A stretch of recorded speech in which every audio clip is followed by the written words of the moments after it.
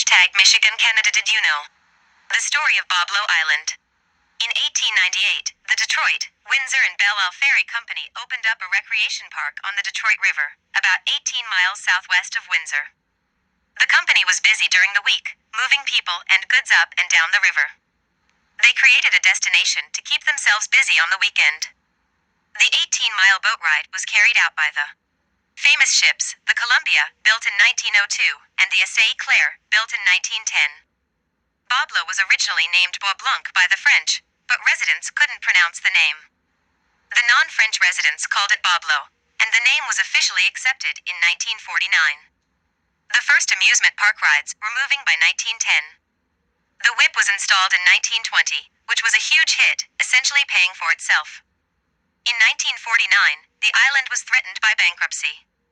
Windsor Mayor Arthur John Rheum wanted the island to be designated a national park.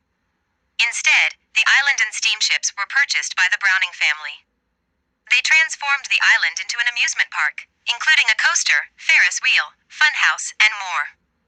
A miniature railroad was built around the island in the 60s, along with an upgraded dock area. The Swan Paddle boat ride was added in 1970, which became a fan favorite. In 1973, the Thunderbolt coaster was built, which drew long lines. The Browning family sold the island in 1979, which led to several owners in the following years, including IBC and AAA of Michigan. The 1991, the boats ceased their 81-year run, and the park closed in 1993.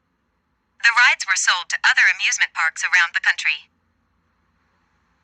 Check out more Boblo history at BobloSteamers.com.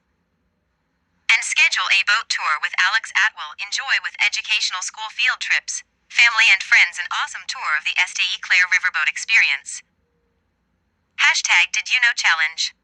When did the old Boblo Island riverboat catch fire at Detroit Marina? Thinking face. Hashtag Things That Make You Question Everything. Exploding head.